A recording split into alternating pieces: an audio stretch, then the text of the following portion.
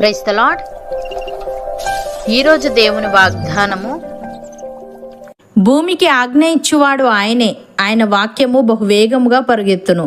కీర్తనల గ్రంథము 147వ అధ్యాయము 15వ వచనము. సహోదరి సహోదరులారా, ఈ వాక్యం దేవుని యొక్క సర్వాధికారాన్ని మరియు ఆయన వాక్కులోని శక్తిని గురించి అద్భుతంగా వివరిస్తుంది.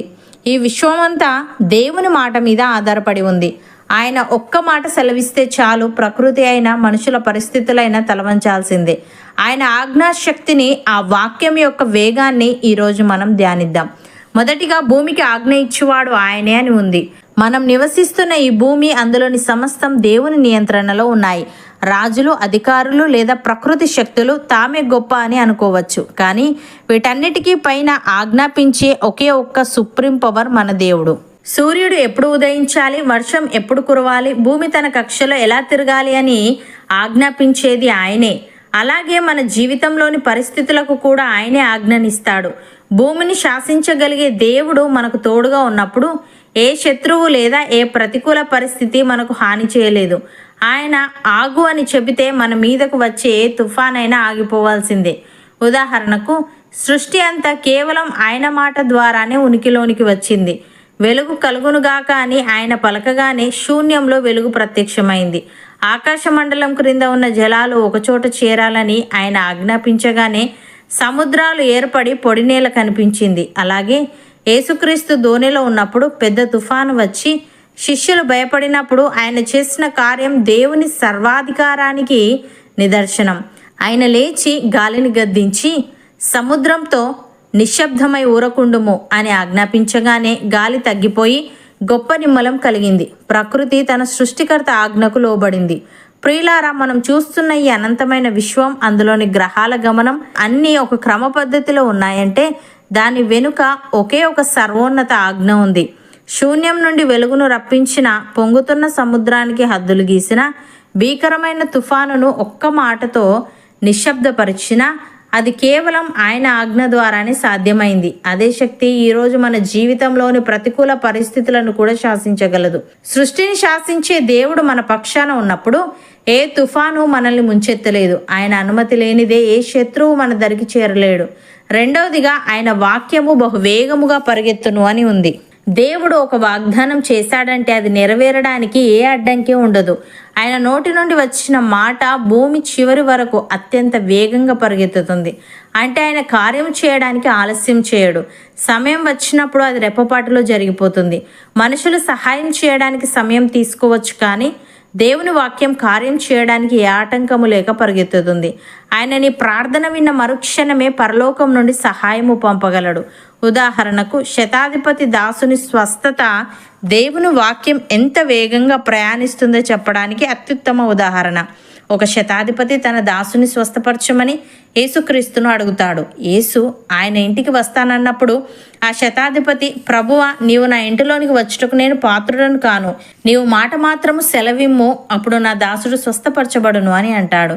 యేసు ఆ మాట విని ఆశ్చర్యపడి, నీవు వెళ్ళవచ్చును, నీవు విశ్వసించిన ప్రకారము నీకు కలుగునుగాక అని ఆజ్ఞాపించాడు. ఆ గడియలోనే అతని దాసుడు స్వస్థత పొందాడు. యేసు అక్కడ లేకపోయినా ఆయన నోటి నుండి వచ్చిన వాక్యం దూరాన్ని అధిగమించి వెంటనే కార్యం చేసింది. అలాగే దానియేలు ప్రార్థనకు జవాబు రావడం కూడా దేవుని వాక్యం పరలోకం నుండి భూమికి ఎంత వేగంగా వస్తుందో వివరిస్తుంది. దానియేలు తన ప్రజల కోసం ప్రార్థించడం ప్రారంభించాడు. ప్రార్థన ముగియకముందే గబ్రియేలు దూత అతని దగ్గరకు వచ్చాడు. ఆ దూత దానియేలుతో ఇలా అన్నాడు, నీవు విన్నపము చేయని ఆరంభించినప్పుడు ఆజ్ఞ బయలుదేరెను. అంటే భూమి మీద ప్రార్థన మొదలవ్వగానే పరలోకంలో ఆజ్ఞ జారీ చేయబడింది. అది కాంతి వేగం కంటే వేగంగా దానియేలు వద్దకు చేరుకుంది. ప్రియులారా, దేవుని వాక్యం కేవలం ఒక మాట మాత్రమే కాదు, అది ఒక శక్తివంతమైన కార్యం. మనుష్యులు ఒక పని చేయాలంటే వనరులు సమకూర్చుకోవాలి, సమయం తీసుకోవాలి, కానీ సర్వశక్తిమంతుడైన దేవుడు తన నోటి మాట ద్వారా అసాధ్యాలను సుసాధ్యం చేస్తాడు. ఈరోజు మీ సమస్యలు కొండల్లాగా పెద్దగా కనిపిస్తున్నాయా? నాకు సహాయం అందడానికి చాలా సమయం పడుతుందేమో అని నిరాశ చెందుతున్నారా? అయితే గుర్తుంచుకోండి, భూమికి ఆజ్ఞ ఇచ్చే దేవుడు మీ పక్షాన ఉన్నాడు. ఆయన మీ సమస్యను చూసి ఒక్క మాట సెలవిస్తే చాలు, అది వెంటనే తొలగిపోతుంది. ఆయన వాక్యం మీ జీవితంలోకి ఆశీర్వాదాన్ని తీసుకురావడానికి పరిగెత్తుకుంటూ వస్తుంది.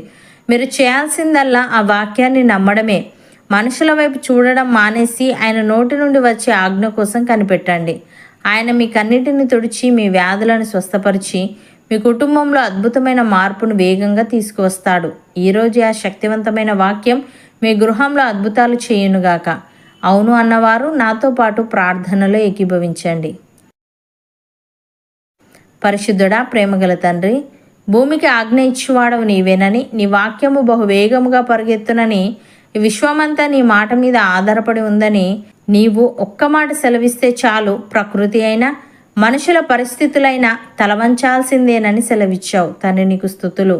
దేవ, శూన్యం నుండి వెలుగును రప్పించిన, పొంగుతున్న సముద్రానికి హద్దులు గీసిన, భీకరమైన తుఫానును ఒక్క మాటతో నిశ్శబ్దపరిచిన, అది కేవలం నీ ఆజ్ఞ ద్వారానే సాధ్యమైంది గనుక అదే శక్తి ఈరోజు మా జీవితంలోని ప్రతికూల పరిస్థితులను కూడా శాసించగలదు గనుక సృష్టిని శాసించే నీవు మా పక్షాన ఉండి ఏ తుఫాను మమ్మల్ని ముంచెత్తకుండా, నీ అనుమతి లేనిదే ఏ శత్రువు మా ధరకి చేరకుండా ఉండుటకు సహాయం దయచేయమని, నీ వాక్యం మా జీవితంలోకి ఆశీర్వాదాన్ని తీసుకురావడానికి పరిగెత్తుకుంటూ వస్తుంది గనుక మేము చేయాల్సిందల్లా ఆ వాక్యాన్ని నమ్మడమే గనుక మేము మనుషుల వైపు చూడడం మానేసి నీ నోట నుండి వచ్చే ఆజ్ఞ కోసం కనిపెట్టుకునే వారంగా ఉండుటకు కృప చూపమని, మా కన్నీటిని తుడిచి మా వ్యాధులను స్వస్థపరిచి మా కుటుంబంలో అద్భుతమైన మార్పును వేగంగా తీసుకురమ్మని యేసుక్రీస్తు నామమున ప్రార్థిస్తున్నాము తండ్రి. ఆమెన్.